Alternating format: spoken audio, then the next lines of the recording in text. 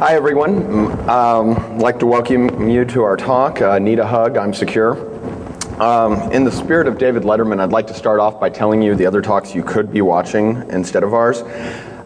Attacking phone privacy sounds good, but I don't think it's as good as ours. Hacking Oracle Database Vault, again, you know, there's lots of Oracle talks. How many talks have hug in the title, though? And ex-Fed confessions. Honestly, I'd probably be there if I wasn't speaking, but that's really your choice. Well, allow me to introduce myself. My name is Charles Henderson. I'm the Director of Application Security Services at TrustWave. My team is responsible for application penetration testing, code review, and secure developer training. Standing next to me is Steve Ocepek. He's Director of Security Research, also at TrustWave. If you don't know what security research is, you probably are in the wrong conference.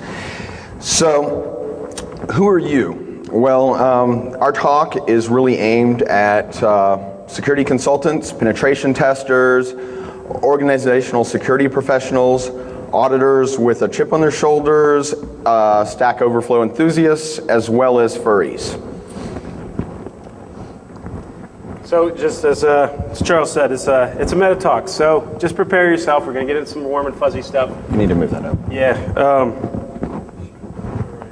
Okay, sorry for my lack of microphone foo. Is that better? Is that better?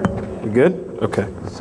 So, if you have problems with things like rainbows, unicorns, LO cats, you might want to consider, like, you know, having a planned freak out or kind of getting the heck out of here. So I read, you know, this is my first meta talk. I usually do tech talks. It's kind of my safe zone where I'll write a tool and I'll come up and do a talk about the tool. There's lots of material there. Obviously, it's really easy when you write a tool to talk about, you know, all the things you had to go through to present it, to make it. But I'm going to try to avoid making strange gyrations with my neck here. See if I can get this at the right spot. So I'm not putting your mic on for you. I'm just going to hold it. So it's going to make it worse. Put it right there. Okay. So here's the thing, right? So I read a book about this stuff. I read a handful of books, and really, if you're going to categorize this talk, it kind of falls into like the self-help category more than anything. So I read about that, and they said the very first thing you have to do when you do a talk like this, you have to have an icebreaker. So if you just give me a minute, I'm going to have an icebreaker here. They say I should give it about 15 seconds, so we're just going to time it.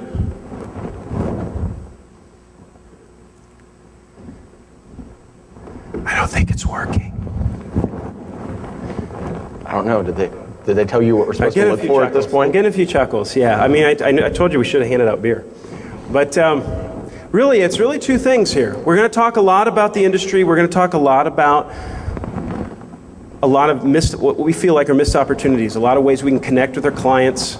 A lot of ways that we can actually make our jobs a lot better. A lot of ways that we can get kind of, you know, better results from our customers, get better results from the industry, things that we've seen over the course of our careers.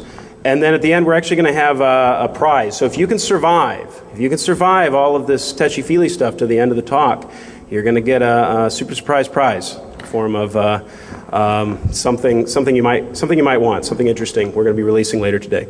Essentially, we're talking 74 minutes of hell for 1 minute of mediocrity. So, I want to start off by giving sort of well, really it's shout out to my boss, really, but we published the Global Security Report back at DEF CON DC this year, and that was a real sort of wake-up call for, I think, a lot of us, because the results were a little bit out of whack with our expectations, and it actually kind of gave us the idea for this talk. Basically, if you haven't read it, you can download it for free. I mean, you can't beat free. And it contains basically a summation of the collective work of our penetration tests, our code reviews, our forensics and incident response projects, our network penetration tests, our application penetration tests, all broken out and ranked 1 to 10. So according to frequency. So it's actually a really good collection of data. It's available from our website. and you'll see a lot of references to it in here, and I just wanted to kind of explain what it was. So we gave 1,500 kindergartners copies of MS Paint, and we asked them to draw the security mascot. And overwhelmingly, they actually drew this exact picture, which was kind of creepy because it was exactly the same. I think even possibly more creepy, second place was actually a unicorn. And when we asked second place authors why they drew a unicorn, they said because a unicorn's imaginary too. But the thing is, I mean, right, we're kind of like getting to be the grumpy old man here. And a lot of these talks, you come and we're getting kind of teed off about this stuff, right? We're getting really irritated because we have a lot of good ideas. There are a lot of really smart people in this room, a lot of smart people at this conference, and we know what needs to happen to a certain degree, but it's frustrating when people won't listen to us, right? It's frustrating when people kind of turn a blind eye, or it's really hard to get the budget to do what you need to do. Some of the things that you know, where they've kind of beat us up, the end of last year there was the end of the decade kind of retrospective on information security. And there's a lot of buzzkill stuff out there, right? I mean, we had, these are just a basic example here, but Securology is talking about how, you know, they're introducing doubt into the idea of penetration testing. What if the penetration tester isn't worth his salt? What if, you know, the standard isn't up to snuff? You know, there's a lot of ideas about, is it worth it? Is it worth it to do security in your organization? This one freaked me out. The Information Security Magazine, large majority of CEOs are resigned to the possibility organizations suffering a data breach of some type in the coming year. A long time ago, the head of Union Pacific was kind of quoted on the record, off the record, as saying, in a manner of speaking, he said, basically it's cheaper to clean up the wrecks. Okay? It's kind of where we're at, right? If you look at these organizations and you look at where they spend their money on the lawyers, they spend their money on the incident response. If you were to go into a lot of these large organizations and say, what's your plan for data breach? How are you going to prevent data breach? A lot of them would say, well, you know, we got some firewalls. We have this guy that comes in every once in a while. He's kind of spooky looking, but he tells us we're all right. And, you know, we've got some of these papers over here. And then you say, well, what happens? Let's say you get hit with a major breach. Not me.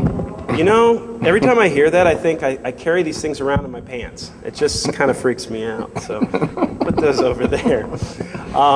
So, you know, the problem is that these guys, they have it down to a science how to respond to PR blunders, right? They've got that down to a science. If you were to introduce the idea that you're going to get breached, like let's say right now we lost our cardholder data, it's a CNN news story, it's on the headline news, whatever.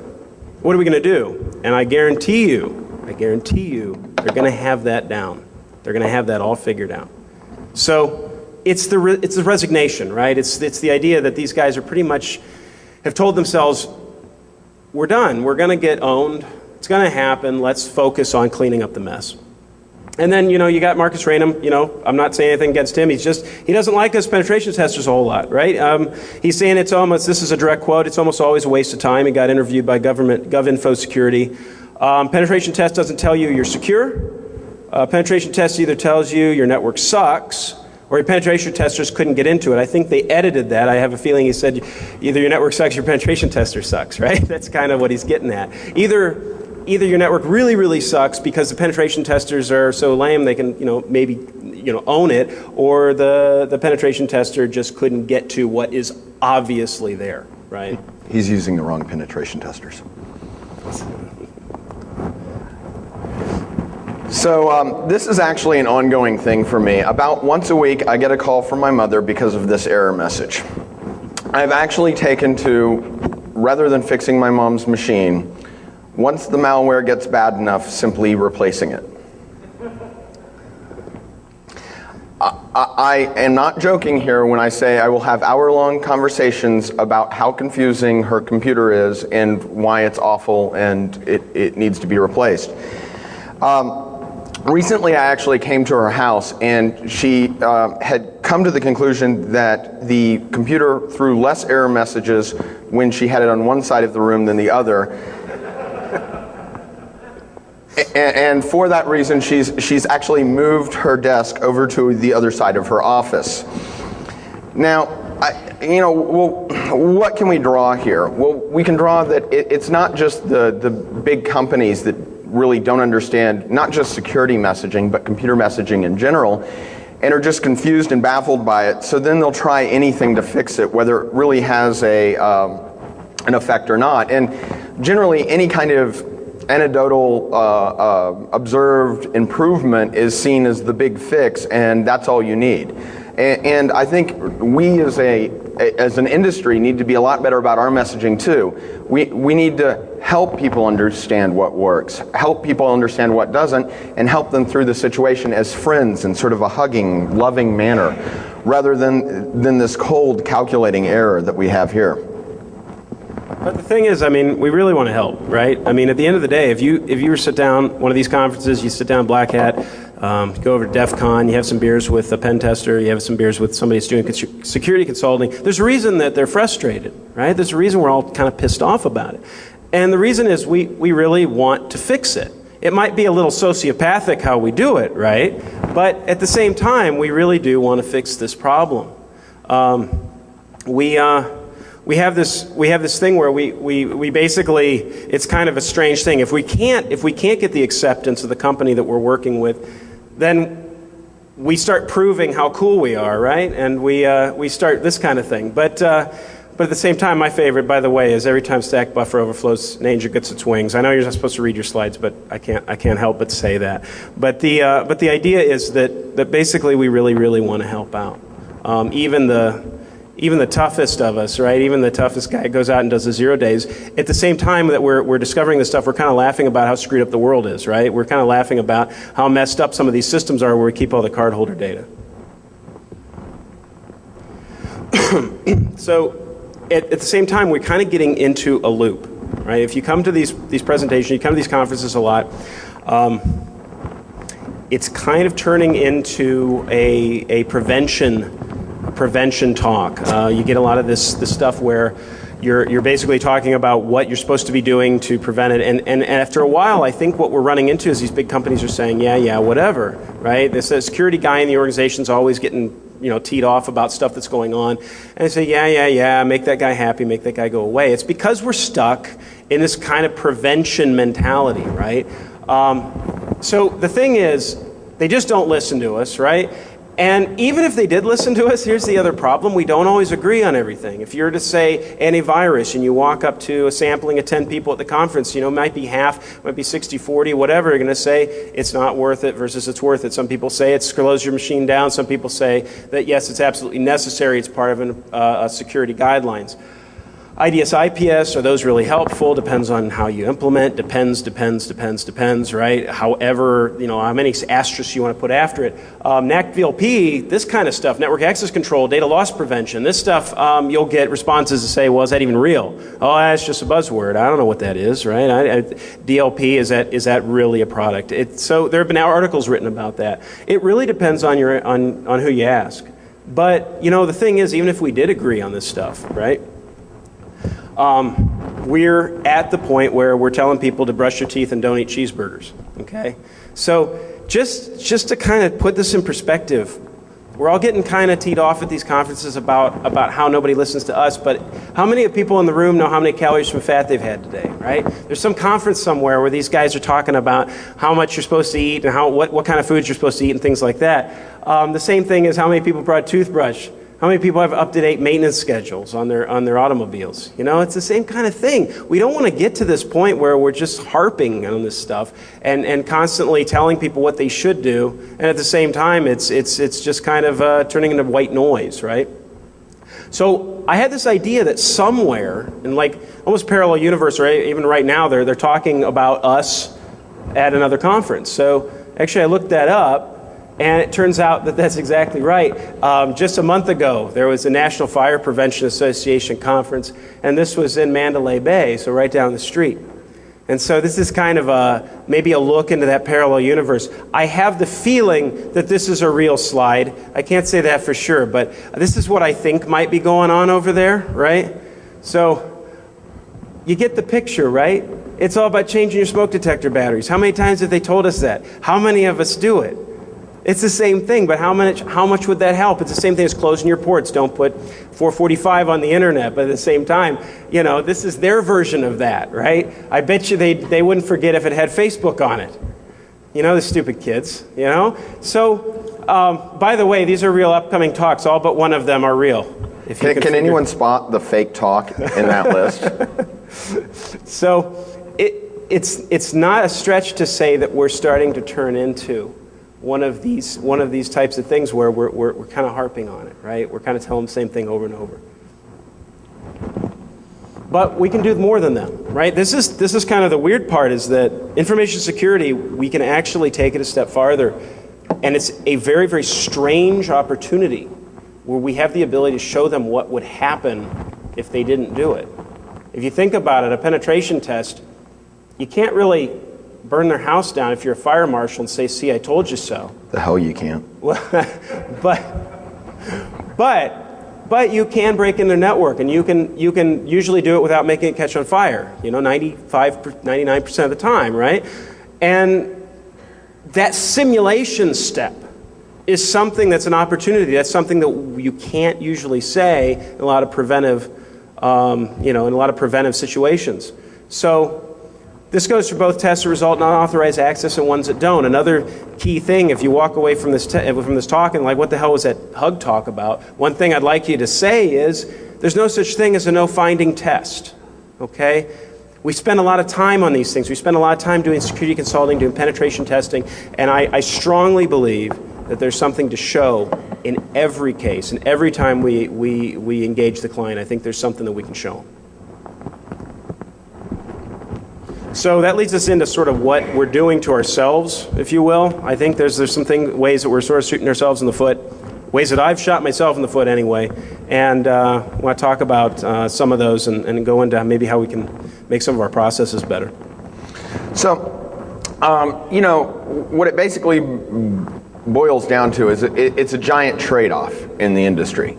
You have youth versus experience, and what are you going to do? Are you going to get low-cost folks that maybe don't have that much experience but have maybe read a couple web pages about security? Well, the truth is veterans cost money, and by and large, that experience is worthwhile. And not only that, I mean, the 80s jokes just go way over the head of most of the people that come out into the security industry these days. But the truth of the matter is a balancing act is required. Paying way too much for a security professional doesn't make sense if you can get enough security professionals to cover multiple fires. So I guess the comparison is, do you want to fight the fire as an overall problem, or do you want to fight the fire individually with only one person? So what's the biggest impact here? Well, the biggest impact is methodology. Obviously, the experienced tester is going to have a much better basis in sort of the methodology spectrum. And it's as an industry, we have to understand that not only do we experience this, where do I spend my money? What level of tester do I hire? But our clients experience this too. They're looking at the cost of testing versus the level of attack complexity that I'm going to go through. Am I going to have somebody bang on a single part of my network or my application for a year to find a problem with it, or am I going to get a little bit more broad coverage? And I think there is no right answer here, and it certainly varies from organization to organization, but you have to find that happy medium. And it's really funny because the people that generally assess risk in these kinds of organizations are not the people that assess how much money I should be spending on the various things. I can't tell you how many potential and sometimes even established clients I talk to that have a complete disconnect in their organization between the people that are deciding how much they're going to pay on security and the people that understand and decide how much risk is palatable or how much risk I'm willing to put up with. And that's really a bad scenario, because essentially those two should be the same person, if not at least in the same office. So I forgot to do it at the beginning. How many people here are penetration testers? Can I have a show of hands? Anybody in the crowd? Yeah, a few, handful. Security consultants? Huh? There you go. Got quite a few more. Okay, so maybe some of this stuff will apply. But if you will, these are sort of the things that maybe it's just me, but you go ahead in there. But these are things that maybe this is like a psychological profile myself, right? But I think a lot of us spend a lot of time talking to loopback, right? And a lot of us spend a lot of time when we're on these tests thinking about these kind of questions, right? This is sort of the dark, the horrible void, if you will. One of the biggest problems I had, right, is when do I stop testing? If you have a client and you're working on a job and you haven't found anything yet, I mean, at least anything that you think is going to be all that impressive in a report, it's hard to walk away from the thing, right? I mean, you have this fear. What if somebody else finds something that I missed? What if I look really stupid? What do I tell the client? I spent all this time, I spent their money, they paid all this money for a test, what do I do, right? What if I miss something? That's kind of a specter, right? It's kind of hanging over all of us when we're doing this kind of job. And of course, other than, the top four, other than this one, my wife doesn't care too much about it, really doesn't have that much insight into it. But you do lose yourself in this stuff, right? I mean, a lot of us are, when we're in this job, we're basement dwellers. We're hanging out downstairs and just, lose track of time, lose track of what's going on, lose track of personal hygiene, whatever. And it's a real challenge. So something we all have to sort of acknowledge is that this job has a built-in insecurity, right? There's so I told you it's a little warm and fuzzy. So there's another side of this, right? That a lot of us maybe don't come from backgrounds where we were the life of the party. I don't know. Some guys at the conference, I look at them like, man, how'd you pull this off? But me personally, I'm more likely to go straight for the hors d'oeuvres, right? Go ahead. So I find it completely unjust that when I was in high school, and if I said anything about Dungeons and Dragons or 3D6 whatever, that somebody would put my head in the toilet, and I turn on the TV and Ozzy Osbourne's got a World of Warcraft character, right? It seems completely wrong. But at the same time, that's what's happened, right? We're in a world where it's become the computers that we used to geek out to, and people used to call us the AV Club or whatever it is, right? Wherever your background is, this has become the thing they depend on every day. So there's a real incentive for us. To go ahead and really, kind of let loose on them, right? And before we advance the slide, I'd like to mention, when we were putting this slide together, I mentioned to Steve that really putting the definitions here was unnecessary because 99% of the people at this conference know exactly what a swirly and a wedgie is. So, I don't know if how many people are old enough to remember Revenge of the Nerds, but this is the feeling I get when I find out that there's an unsecured device on somebody's network, right? It's like, oh, you sons of bitches and football captains or whatever. You guys went off and started companies and your CEOs, whatever you are, and guess what? I have access to all your information, all your personal information, all cardholder data in your company, and if I really wanted to, I could make you look really bad. It's kind of empowering, right? It's kind of empowering to say, look where we came from, we started off kind of, you guys were giving us a hard time, and guess what? We're going to turn the tables on you. So in a weird way, it's Revenge of the Nerds, right? I don't like to call myself a nerd, but I don't find it offensive either. But I think there's some parallels there, right? There's certainly something to be said for the fact that we're kind of in the driver's seat these days.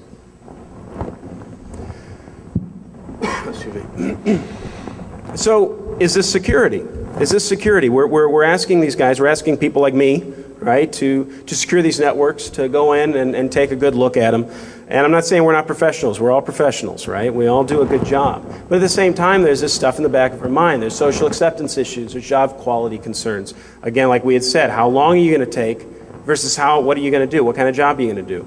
Everybody's got a revenue target. A lot of times when you're penetration testing, or especially if you're consulting, you have your own business, you're trying to hit a certain target. You're trying to hit a certain number every quarter. You're trying to get a certain amount of jobs done.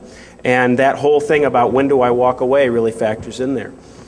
And I got to tell you, looking dumb is a real bummer, right? And it's guaranteed to happen. It's actually guaranteed to happen. If you do this job long enough, you're going to miss something. It's just the numbers game. It's impossible that you're not going to miss something at some point, and the new kid's going to come in and blow the doors off of the thing, and he's going to look at you like, how'd you miss this, right? It's just one of those basic things, and that's why we have to build into our systems. We have to build in redundancy. We have to get another pair of eyes. And some of the first slides we were talking about QA and how important that is. That's why we need the veterans, right? Part of security is take a look at what I did. Take a look at my test. Did I do it right? Did I do it okay? Did I miss something? Was I being dumb, right? And when I get somebody to take a look at the thing, it's that I respect, and they say, well, yeah, you covered the bases. Well, at least then, I'm not in this thing alone, right? Okay, so I know this is probably the last place that you want to go on about style and fashion, but the simple fact is style points don't matter in security. For what the audience here lacks in clothing and fashion sense, we make up for in attempting to manufacture style points in security. And the simple fact is that attackers really don't care how rad you are. Attackers want money. And that's very different than testers. We've gone through this whole thing, the whole Revenge of the Nerds mindset of I really want to show you what I've got and everything. Attackers really don't care about showing anyone anything. All they care about is money and ways to monetize attacks. So that monetization of attacks, there's no bonus points for degree of difficulty. So if I find an attack that's really, really complex as an attacker, it's not a big payoff for me because, hey, replicating that complexity is difficult. As our global security report we talked about earlier talks about, you're looking at attacks that can really be ramped up in sort of a bulk monetization perspective. So you either need a really, really big company or you need a really, really simple attack. And in terms of the information that they gather, we're losing the battle so bad in security that the sale of credit cards has dropped under 50 cents a pop. I mean, that's pretty sad. So now to continue this, and by the way, I'm sorry. We're generally at a disadvantage because the attackers only need to find one problem, and we need to find all the problems. So one critical flaw, and the attacker is done. I mean, that's pretty amazing. If you could tell me that I could have my entire team look for one critical flaw in applications and then be done, our gross profit margin would be through the roof. We have to find all the flaws, so we're at a disadvantage. And anyone that tells you that they have a tool or they have anything that can find all the flaws, they're wrong. And I hate to put it that bluntly, but there's just no silver bullet. And there's the whole story about you don't have to outrun the bear, you just have to outrun the slowest person in your group. That isn't really true either, because now the bear has a much bigger appetite, because we've gotten to the point where credit cards have gotten so low priced. We've gotten to the point where social security numbers have gotten so low priced. Where really monetizing requires a lot of bulk that you really need to have a lot of compromises to be profitable as an attacker. And make no mistake, it is a business. I want to drive home, though, that cutting-edge research is still important, because today's O days are tomorrow's K days, but the old stuff still matters too, because again, no style points in the attacker's mind, and just because you wipe out any O days in somebody's application network or what have you, doesn't give them a lot of comfort when they're talking to the Secret Service about the fact that they've been compromised by something that's 15 years old. And now finally, we told you there would be unicorns in this, but I guarantee you no one in the audience was expecting to see this picture, except for David Byrne, who saw the slides beforehand. Well, there's kind of a point at which when you're doing a test or you're doing a security consulting, and let's say that you get access, right? You get access to this thing. And it's kind of awkward because you're explaining it. First I did this, and I did this, and I did this, and I did this, and it's really cool because there's this hole and this little vulnerability, and it's almost like rock climbing, right? A lot of times I like to use this analogy when I'm talking about penetration testing or sometimes certain types of security consulting, application pen testing, things like that.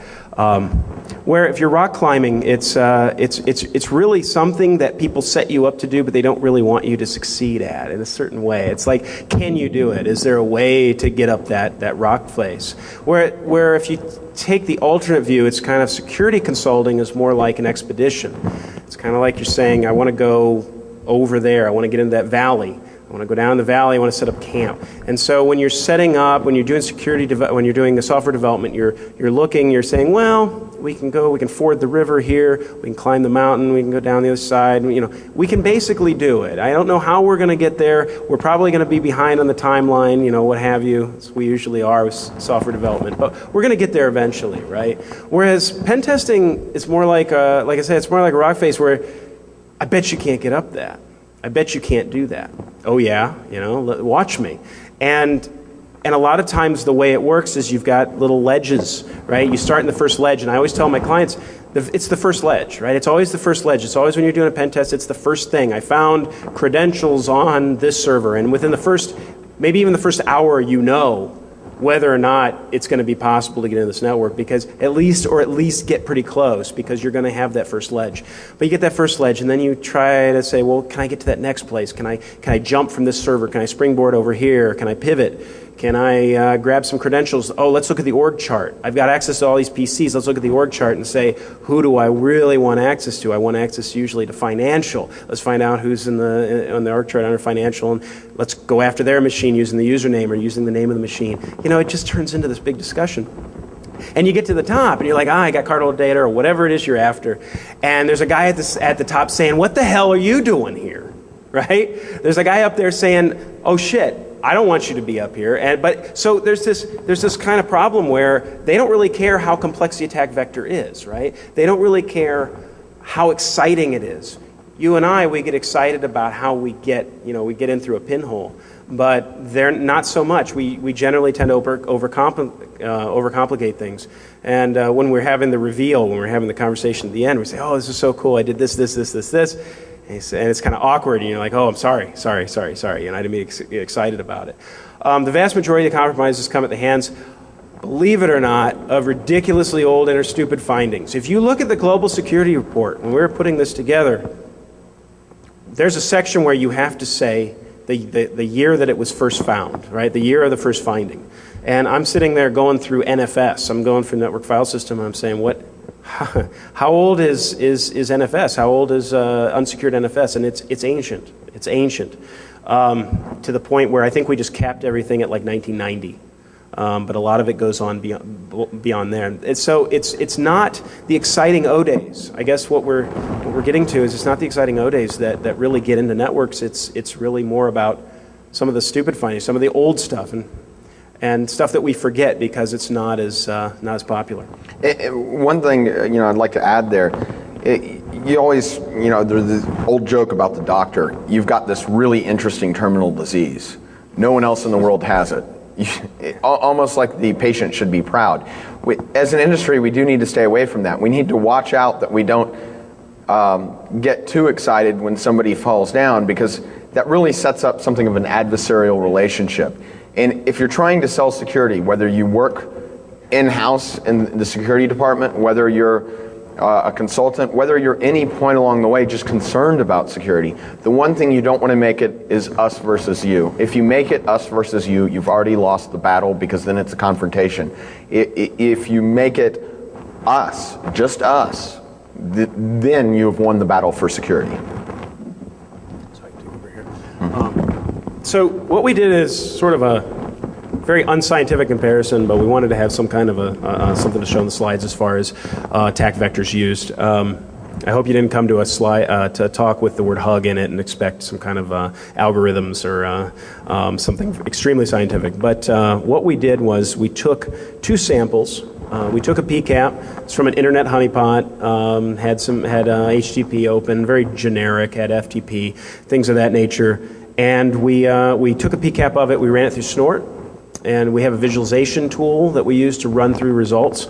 We also took a sample from a hacker from a capture the flag and compared the two. So, by the way, this is not the surprise.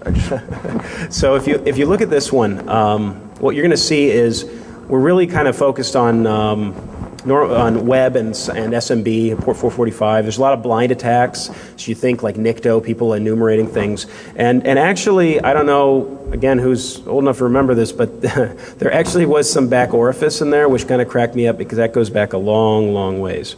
So if it shows up, which hopefully it does, awesome. So here's the...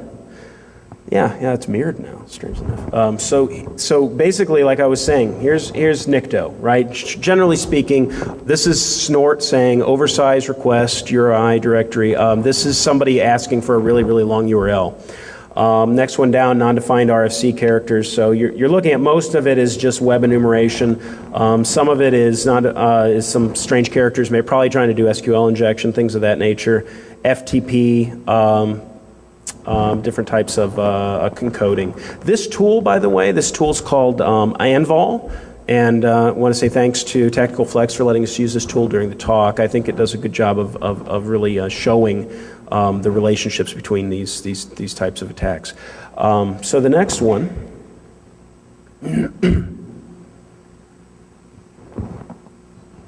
We're looking at the attacker side, okay? So actually I'm going to go back here. The attackers, what we're seeing is, excuse me, we'll go one, there we go. Well, actually what we're looking at is the hacker side. So this is actually DEF CON 17 CTF. There's for those of you who don't know, there's a BitTorrent share of the CTF PCAP out there. And I guess what we're trying to say is that it just looks so much different, right? This is the core difference between hackers and attackers.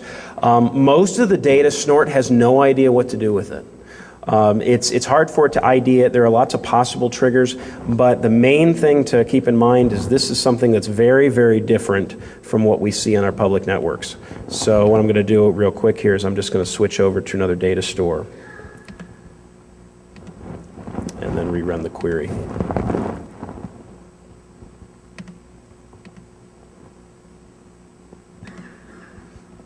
There we go. This takes a minute to come up because it's a much larger PCAP. But as you can see, actually a lot of no-op sleds, a lot of shellcode. And actually, just to give you an idea of how much you're talking about, if you look at these three parts of the pie graph, that's all shellcode. There's nothing wrong with this. This is not illustrating that there's anything wrong, except that it's illustrating that hackers and attackers work a lot differently, right? This shellcode, I imagine if you break this down, I mean, it's hard to say, it's hard to quantify how much of this stuff is O-Day or what have you, but it's just the fact that it looks so much different, and the idea is that they're trying a lot of interesting, creative things. Now, if you take a step back and you look at what they're doing here, and you kind of look at the whole thing as a funnel, what's happening is we're developing a lot of the malware that eventually will be used by the attackers. That's inevitable. We're not going to do anything about that. There's no way we can prevent that. But at the same time, this is really how it works. If you will, this is the skunk works for the attacker community. And what happens is, eventually, when this stuff becomes very, very usable, when they find an attack vector that can be spread, it can be exploited across a whole bunch of different hosts, it seems to be something that everybody's forgotten about, or something that's very, very hard to fix, this will eventually become something that's in the attacker's toolkit.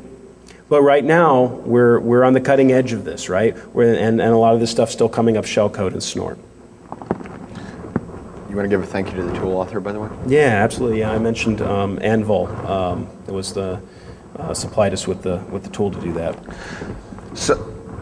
So just to clarify here, we're not saying that O-Day doesn't matter. And I want to reiterate what Steve just said. What you're looking at now for O-Day will eventually become a K-Day. And, you know, research is still important. I don't want Nick to fire Steve, but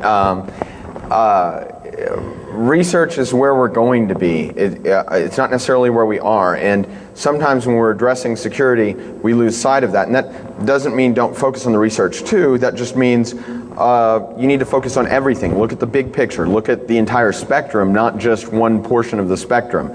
And if you think about in terms of the amount of vulnerabilities out there, if you're looking at just the O-Day, just the recent stuff, and you have that short-term memory, you're going to be missing the vast majority of the problems that you could be looking at. So I know some people out there are saying, well, what the hell is a K-Day? Well, a K-Day is something we're hoping to coin the phrase of just because we think it would be cool. And we had a lot of beer when we were coming up with this talk. And a K-Day is essentially sort of a reference to the 1000-day instead of the O-Day. In other words, the really old finding. And there are a lot of them out there, obviously, and there are a lot of them that still own networks. Surprisingly, perhaps, you know, like we talked about earlier in the Global Security Report, the majority of compromises are the result of a K-Day, not an O-Day. I mean, kind of let that sink in for a second. That means, and I want to be clear here, we're not necessarily talking about the victims of the K-Day as stupid, ignorant, or anything like that. It's just a matter of the K-Day has a tendency to lose your focus. And the chief reason I think for that is that we're so busy chasing our tails for, you know, the latest greatest O-Day, the latest greatest malware. You know, I have countless clients that freak out every time there's any kind of report about any new attack style. I have a lot of clients that worried more about the cracking of WPA, including some that didn't even have WPA in their environment, than I had clients worrying about SQL injection. That's a little frightening because I guarantee you your odds of having a WPA failure lead to your organization's compromise are significantly lower than the odds of a SQL injection leading to a compromise. So I'm not saying lose focus. I'm sorry,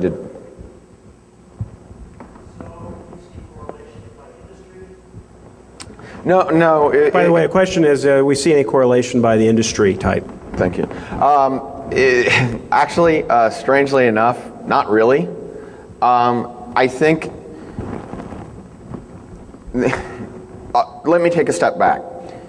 Not directly by industry, but I do see a correlation somewhere else.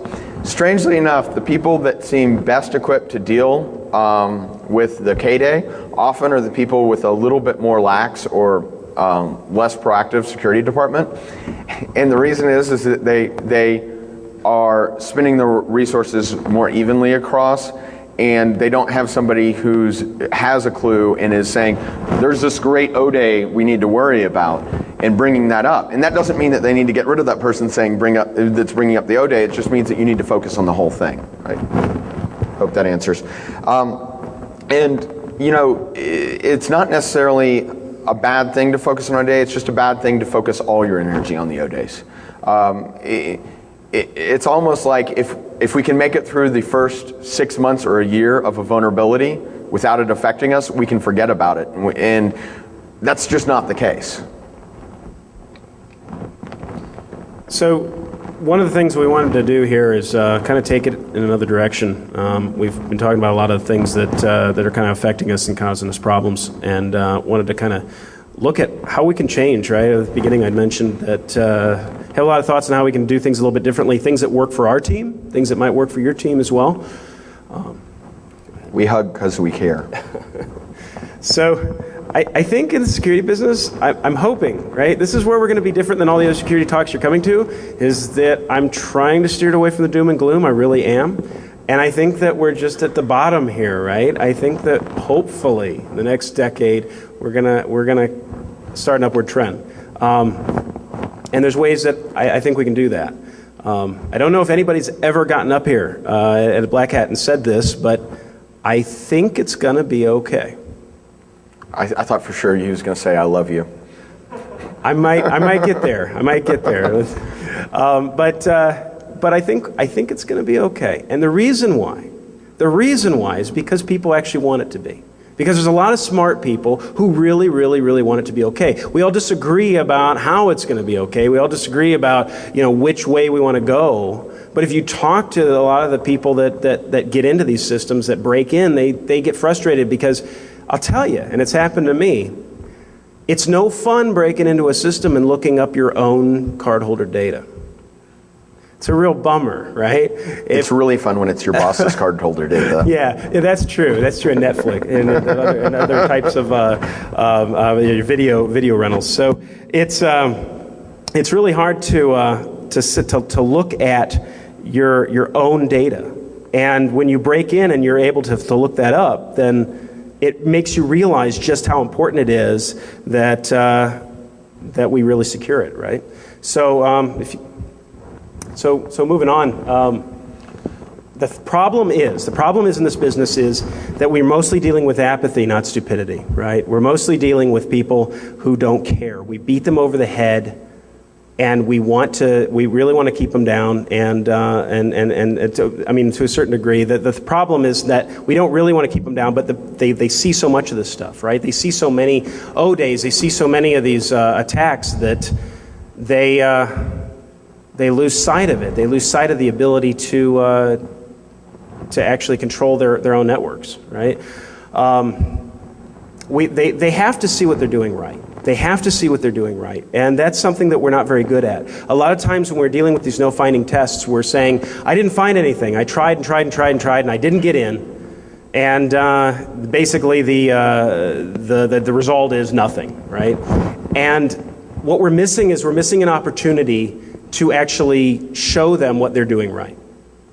Somehow we have to increase the security. Somehow we have to increase the security in our client's network. Somehow we have to increase the security ourselves, right? Somehow we have to take a step back and say, this is how we're going to do better. So it kind of brings up this big sort of metaphysical question, if you will, of what is security? What is it? What are we chasing? Why do we have all these conferences? What are we going after? Right? I vote kitten tinfoil hat. So, if you want to advance. So, I'll take it. Sure. So basically, this is, rather than saying it, right, we've spent a lot of time talking about it. I like pictures. I like big pictures, and this is what I think. This is how I see it. This is right now, right? So you got a pen tester coming in saying, show mount -E. I like the clip art, 1987 Mac Plus, and there's some guys on the other side there that represent the client. And what happens is, okay, let's do an FS export. Let's take a look at what shares are available. The thing freaks out. I see all this stuff, and it's like, hey guys, you guys really suck. And they say, oh shit, here comes the auditor. I hate that guy. Can't stand him. He always finds something that we missed. Here's the thing, right? This whole thing, this whole problem of getting people on our side comes down to this shift. I don't know if you saw it. I'll do it again. So they're over there, and then they're all over on our side, right? That's the whole thing. They're standing behind us. We got this flashlight. We're showing all this stuff. And we're saying, hey, take a look at this. This is real problematic. I can cause all sorts of issues with this system. Of course, I don't expect them to say my hero, right? This is probably going a little too far. But at the same time, this is what I want.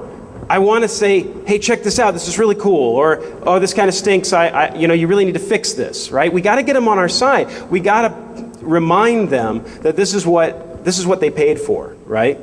For the record, Steve wants a lot of things. So, we need to come to terms with this. One, we can't do it all in a single test. There's no, like I said earlier, there's no single bullet. The silver bullet theory just doesn't work. it's going to be a blend of a lot of things, a lot of technologies, a lot of testing, a lot of, man hours. And anyone that tells you that they have a product, a service, or anything that is going to leave you secure is lying. Either that or horribly mistaken. Either way, you don't want them in charge of your security. We need to see value in what we do. And we need the people that we work for to see value in what we do. There needs to be a value proposition. We cannot be the Union Pacific railroad engineers who are hurtling towards a brick wall and we're cheaper to clean up off the side of the road or the railroad tracks. Confrontational relationships, they're adverse to revenue. So you're either part of the problem or part of the solution, and we need to start being a lot more clear about the fact that we're part of the solution, and that means that we need to be working with people. And we need to work on making it clear just how much we're doing too. Making it clear that not only is it a value proposition, but it's a really good value proposition, and you should be really excited about me being here. And yes, we're finding problems, but we're fixing problems. Focus on the fixing problems, not so much on the finding problems. One of the things I've told people in the past about their penetration test reports, if you have 3 pages on a vulnerability about the problem and then nothing about the solution, it's really sort of depressing report. Talk about the solution. The solution is just as important, if not more important, than the problem. The problem is depressing. The solution's nice. So there's a way that I've been doing pen tests for a while. Some people might benefit from this, but it's really basically the idea is that you're wanting to show value, right? Pictures and notes. I'm drinking your beer, by the way. Pictures and notes obviously give you a narrative, right? When you cover the test at the end, when you have the reveal, you want to be able to talk to it. You want to tell a story. This is what's really kind of weird about this thing is that when you're doing consulting, when you're doing penetration testing, you're breaking into networks, whatever it is, you start talking to people, at dinner parties and things about what you do, and they ask you, what is it? Well, I do penetration testing. And once they get past the whole joke about penetration testing, right? Once they get past that, then they start asking, well, what is it, right? Well, it's breaking into networks for money, breaking into networks for a living to show people if they're vulnerable or not. And the thing is, they get excited about that. They actually think that that's kind of cool. So I guess I'm here to say that really we're already kind of the cool guys, right? If you're doing that, or you're doing security consulting, you're messing with this kind of stuff, it's already captured the imagination. There's a show on MTV, I think it's MTV India, that somebody's telling me about the show, and apparently it's all about hacking. It's all about hacking into networks. Even MTV's picking this stuff up, right? So we're kind of already there. If you really think about it, the stuff that we do is, it's kind of cool. So going at it from that angle, show what worked and what didn't. That's a big one. What didn't work? What didn't work? Hey, I looked at your network. I thought about it. I thought about what I might do as an attacker. I had this much data. I looked at it and I said, well, if I was trying to get in here, I would do this thing. And guess what? I got thwarted because you're using encryption over here. Not too many pen tests you're going to find that out. But here's the thing, right? That's the only way to fight apathy. Because what you're doing is you're telling the client, the stuff you're spending time doing, the stuff you're buying and putting in place and learning and spending time sending people to conferences, what have you, all that stuff actually is paying off. All that stuff really does kind of work. You thwarted me. I got to step D and suddenly I couldn't get in. So it's the concept of this is good, this is good, this is good, this ain't so good, right? When you find something, line it up. Set a few things in front. A good analogy here is if you don't like the hug thing, right? If you're uncomfortable with that, think about coaching. Let's look at the most masculine type of profession you can be in. What do coaches do? They come in, they say, "Oh, you stink. You're horrible. You're kicking the ball wrong. You're doing it. You're doing just a terrible job." No, they know from years of experience that that's going to cut people down. It's going to affect them on the field. They're going to second guess themselves. What they do is they say, "You know what? You're running good. You're working out good. You look good. All this stuff that you're doing, you're in good shape. but I want you to work on this specific thing. And then they pat them on the ass. I mean, think about that. They get away with it, right? They get away with hitting people in the butt. I couldn't do that. I'd end up in HR, right? But these guys, they're macho, and they can get away with it. So that's what I say. Let's take a page out of their book, right? Let's say, this is good, this is good, this is good, this ain't so good. And then, of course, giving them basic guidance on how it's been fixed, right? And the big thing as consultants, this is where prof services comes in. This isn't some kind of generic, well, your network's kind of insecure, so you should put more IDS in there and buzzwords. What we're trying to say is, this is the problem, the exact problem, and here's an exact solution. We have the ability to do that in this space.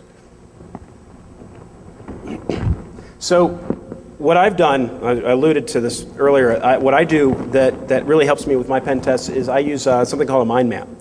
Just an idea, whatever works best for you, post-it notes, paper, whatever it is.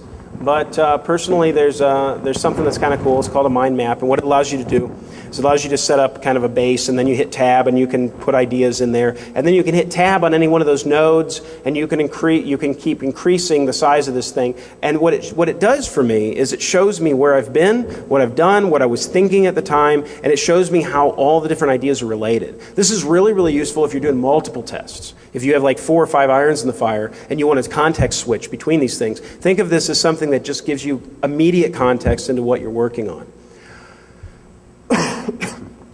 So there's a screenshot here. This is a sanitized test that we did, or a basic example here of a test where we were actually able to get access through the Sun Lights Out Manager.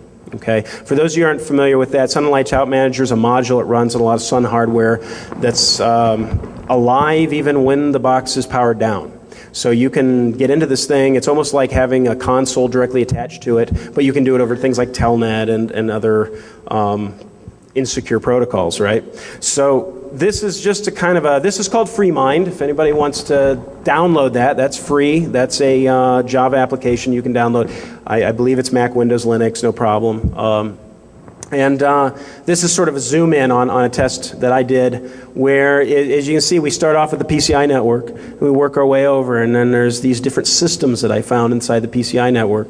And so, as you can see, I have these different phases. This is all my own thinking, right?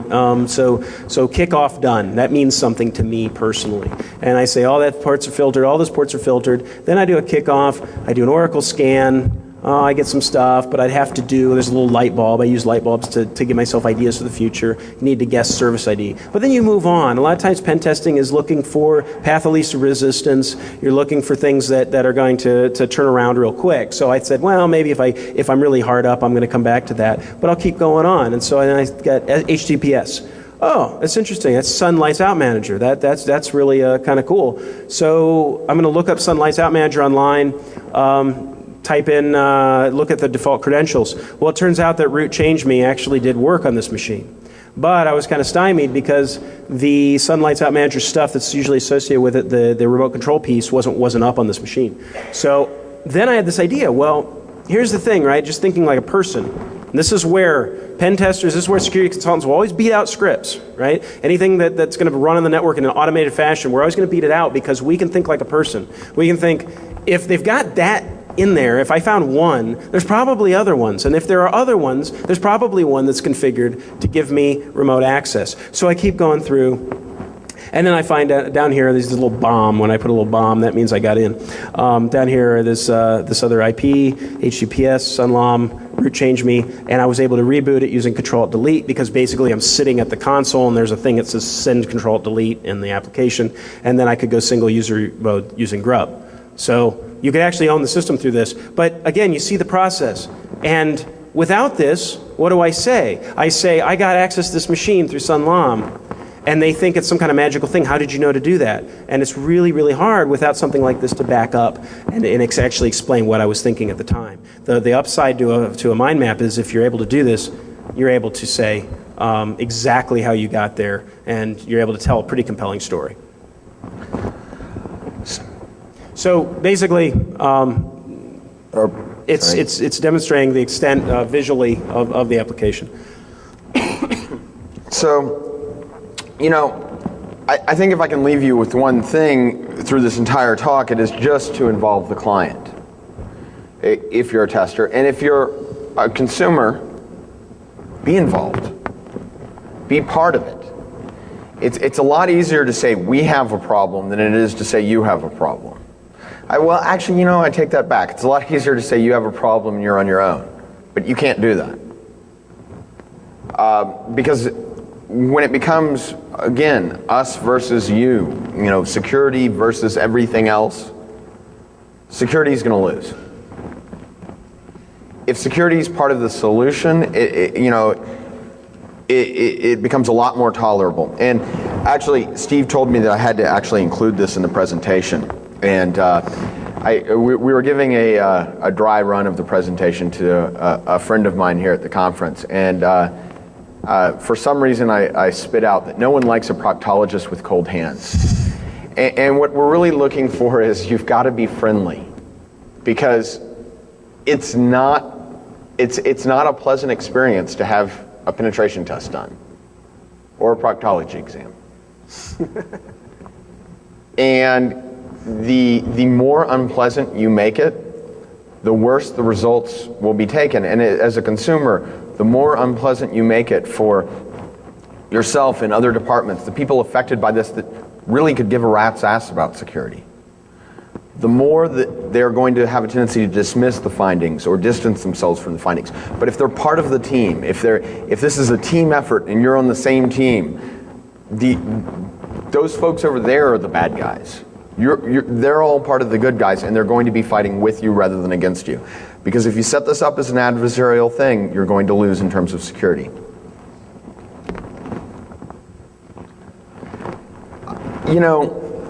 All this said, at the end of the day, some people just don't give a shit. We realize that, and you're going to run into those people. But the thing is, for them, I think we kind of got it down already, right? Yeah, open season. We kind of got that figured out, right? So we don't have to talk too much about that one. So we told you that if you would stick around for a lot of hell and some of our drinking, that we'd give you a surprise at the end. We have beer, you don't. It's part of the speaker privilege. So I want to be clear here. The prize here is very, very on target for this presentation, because it's actually a really old flaw, but it's still low day. And I want to mention that the vendor here has actually been very great with us. I mean, they worked with us very diligently. There's already a fix in place, a workaround, and they are going to be releasing a patch shortly. And there will be an advisory posted on our website later. Now, when Steve found this, I just thought it was on target. And so we're certainly not picking on this vendor. It just happens that this happened to be the most on-target finding we had. And I think it's important to realize that this can really happen to anyone, and it does, hundreds of times a day. We have an entire forensics team that is employed because this happens all the time. And what's important is that we stop pointing fingers here and just note that old stuff keeps coming back up. So with that, I'll turn it over to Steve. So this is the finding. This is going out today. It's an advisory. It's EMC Solera. This is a file server network attached storage device. This really, like Charles said, it really fits in with the talk because it's an old one, right? It's a new one. It's an O-Day. You're the first people to see this. But it's old stuff in a lot of ways. We're calling it an O-Day, but it's an O-Day in K-Day clothes, if you will, or K-Day and O-Day clothes, excuse me. Remember K-Day, by the way. We want everyone using that phrase. I'm going to infect you with our buzzwords. So there's basically what happens if you're familiar with NFS. It's an old protocol. Made reference to it a couple times. There's export of the / file system, factory-defined list of authorized IPs. So what you do is there's a command called show mount. And if you use show mount, it'll show you all the NFS exports There's slash, and then what you've got is a list of IPs that it actually allows to talk to it. Now, if you look at those IPs are, if you look them up, they belong to EMC. That was kind of a strange thing. I was on a test when I found this, and I was looking at those IPs, and I said, what are those? And I was working with another tester of mine, and he looked them up, and he's like, those belong to EMC. So what's really happening here is inside, the developers are using these IPs to actually talk between the different devices, the different EMC, to make their cluster, the Solaris, talk together using this format. So the thing is, if you can spoof that address, then you can get in. Like I said, this is old stuff, right? This isn't all that exciting. Maybe it's interesting because it's stuff you still see in the field today. But if you look at the age of this type of attack, it's really not that new. All I did here was I was in the same L2 network. I had to be, to do this specific thing here, I had to be in the same layer 2 network as the Solera. But what I did is I changed, this is on Linux, I used ifconfig to add an alias to my internet, to my interface, my Ethernet interface. And then I did a route add, so I had like I wanted to make sure that when I talked to the Solera that I used that IP to talk to it. So you do an IP route add, the Solera IP, and then you tell it what interface to go off on, and you tell it to use your other IP address. Then you just mount it, right? You make a directory and mount it. So that's, like I say, that's going to be going out today. Just want to reiterate with Charles, we sent this into EMC Security Alert. They responded very quickly. They have workarounds. If you look at the advisory on trustwave.com, they have workarounds that describe how to fix this, how to work around it. This does affect all versions of Solera. It's so rare to find a vendor that's proactive and really cares. So if you happen to use them, you've chosen a great vendor. One thing also to mention here, we were discussing with Steve when we were able to do a talk like this. I said, yeah, we can do a talk like this, but we have to have at least some reference to O'Day in the talk that isn't running it down, so we had to include that. Now, I was talking to a friend of mine about this talk, and he's, I kind of ran down these grand ideas for what we were going to do, and really it was mainly an excuse to give a meta talk with some reference to O'Day in it, but he said, well, you've got to have a conclusion at the end. He said, well, what does this whole thing mean? And so I came up with this. We get attackers to start using more O'Day. If we can do that, we can all just come to Blackhat 365 days a year, drink to our heart's content, and everything's good, and we can just spend all our time worrying about O'Day, and we don't have to worry about K-days. Alternatively, we can just change our tactics. And I think probably from a security perspective, it makes a bit more sense to change our tactics. If the global security report is any indication, I think it's warranted. We have a couple thank yous we'd like to throw out. Tactical Flex, they were really great. They gave us a free copy of their software. If you haven't checked it out, check it out. It's really slick. We're actually looking at it and, even before, and Steve actually gave me a call to tell me just how cool it was, and so then I checked it out, and I really fell in love with it. It's a wonderful piece of software. They should be very proud. Rodrigo, who's actually on staff here, who works for Steve, helped us out a lot.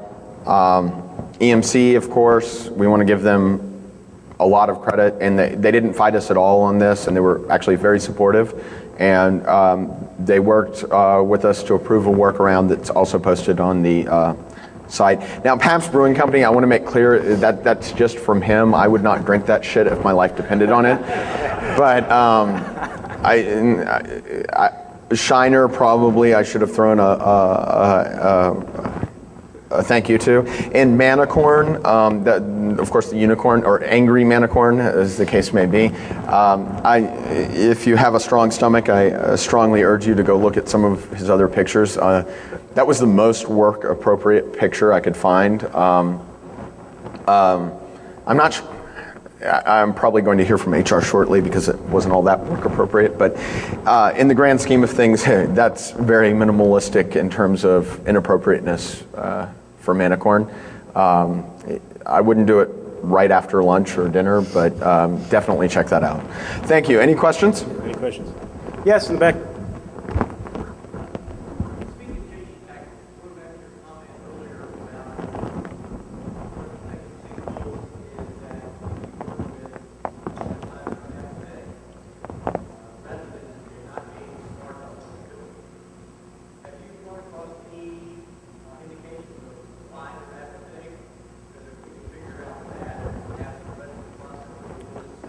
So the question, I think, let me reiterate, is the answer. that the question is whether or not whether we find any ways to work around the kind of the apathy that we run into in the industry. Is that right? And cause of apathy, I would even say. What's the cause of it? And if we can find the cause, maybe we can help to solve it, right? So it varies. One of the things is that, going back to sort of the whole nerd analogy, if you get the crap beaten out of you enough, you eventually get tired of it and stop fighting back. And did you just? Sorry. Shit. If you get the crap beaten out of you enough, eventually you stop fighting back. And I think that it's a couple of things. One, there's no clear, consistent message from the security community. If the same info security magazine that might publish something that says pen testers suck one week talks about how pen testers are great the next, how one technology sucks, another technology is great. And a lot of that is because you have marketing departments writing a lot of security news.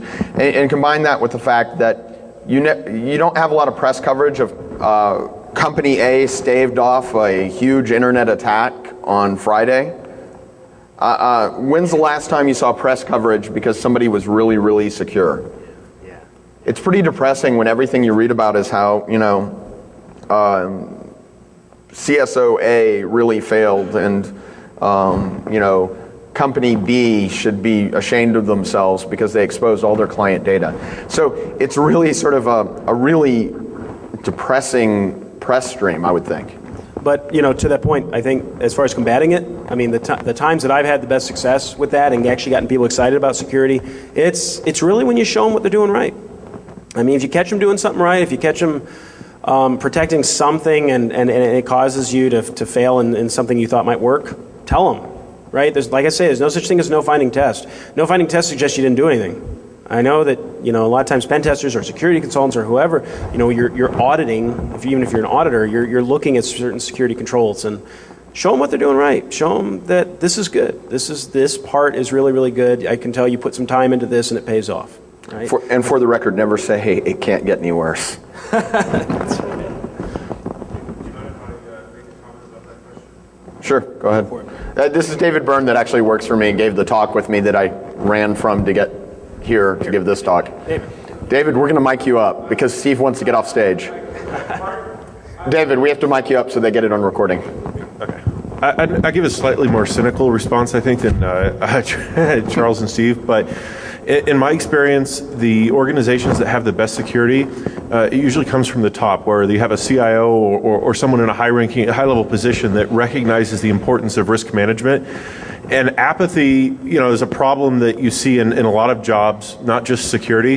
It's usually because of a lack of accountability and consequences for your job duties. So it could be also because the job duties just aren't well documented. But in the end, you really need to have somebody in a position of authority that says, we're going to be secure, we're going to put measures in place to confirm that we're secure, and this is your job. If you don't do your job, there are going to be consequences for it. Sometimes you can educate executives or other high-ranking managers about the need for that. Sometimes it's not possible. Unfortunately, that's just the reality of it. But in the end, something coming from the top down is going to be the most effective. I don't know if you can tell, but David's really into retribution. Any other questions? Right over there. So here, okay. Oh, he's just saying I have no time left. Yeah. Right over there. How do you deal with the fact that very often your solution breaks something? I mean, if you invest in a password, it breaks something. So the question is, how do you deal with situations where you're trying to fix something, but it actually breaks something else? Okay, I'm going to give two answers here. First, I'm going to give the answer that is most correct, but can't be given. and that is it breaks something a hell of a lot less than being compromised and ending up on the New York Times front page. Fair enough? Okay, now the other answer. At some point you're going to have to re-architect. It's better to do it now so that you're only re-architecting because you want to avoid a compromise than because you were just compromised and holy shit, are we still in business? And when you re-architect so that it works now, you will probably be reimbursed for that re-architecture versus if you do it after compromise, who knows? There's a lot of factors at play. Again, are we still in business? Do we have money? That kind of thing. So this guy just made a really elaborate banner out of some kind of program to say you're out of time because apparently we're not getting the message. So thank you so much for coming. I appreciate it. Come up afterwards. You want to talk some more.